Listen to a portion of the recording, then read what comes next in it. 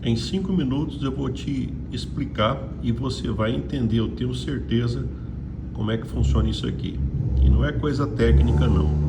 Eu vou te explicar como é que um dono olha essa estrutura de balanço. Se você tem um negócio, você está achando que você vai pegar e tocar uma empresa e você não vai ter que aprender a linguagem financeira, então eu vou te mostrar aqui em 5 minutos que você não precisa ser um especialista. Você tem que aprender a olhar isso aqui, tá? Então, a partir dessas informações que estão aqui, eu vou te contar um punhado de coisa de uma empresa que eu fiz aqui para um cliente, tá? Então, eu vou te contar algumas coisas. E eu falo isso baseado na minha experiência, tá? Porque eu fiz isso por quase 20 anos e eu analisava. Eu acho até estranho, porque embora trabalhe com consultoria, mas a maioria das empresas que eu acompanho, quando muito elas têm só o controle do mês, elas não têm o controle do todo, elas têm o controle, eu vou chamar do controle do pedaço. Então vamos lá. Na verdade aqui é como se tivesse dois lados, tem o lado da esquerda e tem o lado da direita. Então vamos primeiro para o lado da direita, tá bom? Então o que está querendo dizer para nós aqui? Do lado da direita eu estou olhando o seguinte, que essa empresa, quem é que está financiando essa empresa? De quem que é o dinheiro dessa empresa? Aqui, baseado no que está dizendo, está falando que tem que pagar R$2.000 para funcionário, tem que pagar os impostos, tá? Provavelmente no dia que tirou essa foto, normalmente fica algumas coisas para outro mês e tem fornecedores para pagar, tá? Então, somando aí o que essa empresa deve, ela deve R$27.964. 27.964. Ela não deve, não tem dívida de longo prazo. Se eu olhasse uma empresa aqui, é claro, tem que ver se os números são verdadeiros, tá? Eu descobriria se ela tem um passivo trabalhista muito grande, por exemplo, às vezes quem tem muito funcionário e tem muito tempo, provavelmente já tem que fazer as contas aqui da quantidade estimada daquilo que deve, porque uma hora pode acontecer a rescisão, tá? E aí deve estar preparado para isso.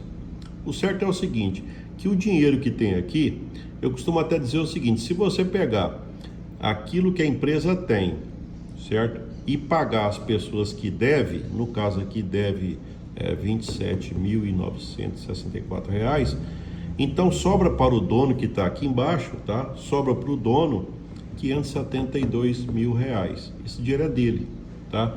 Porque é tipo assim, olha, se eu pegar tudo que eu tenho, pago tudo que eu devo, sobra quanto? Neste caso aqui, sobra 572.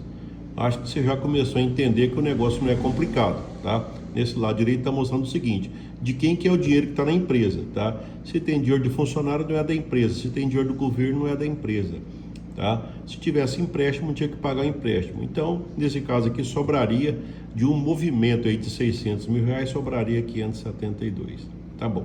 Isso aqui é o que me diz o lado direito. E eu fazia isso aqui nas minhas empresas, tá?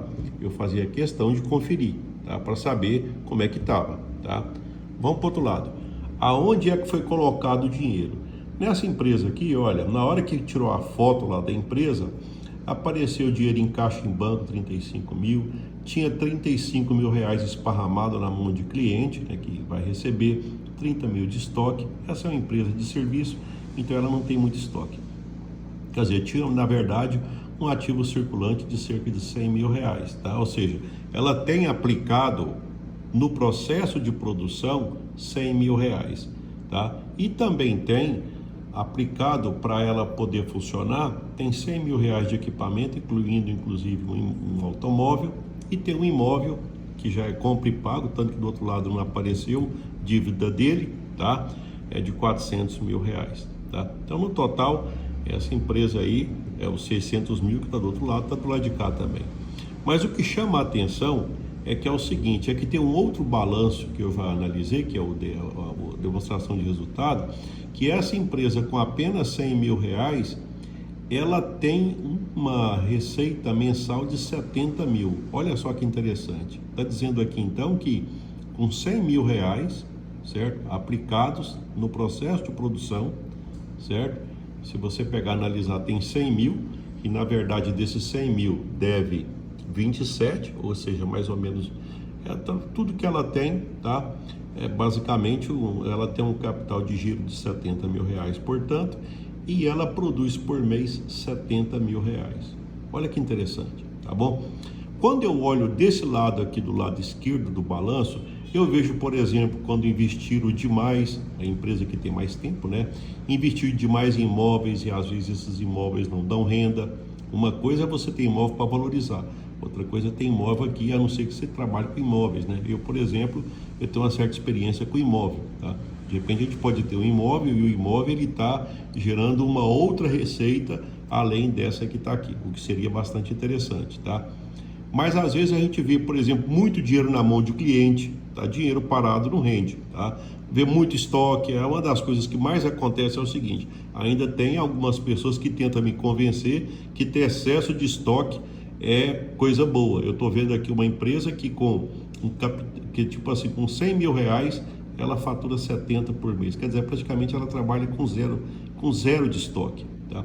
Então, veja bem que aqui, ó, eu comentei com você, na hora que eu olho aqui, eu tiro muitas informações, tá? Eu não vou pegar e colocar mais informações ainda, porque as mais importantes eu já comentei desse vídeo, tá?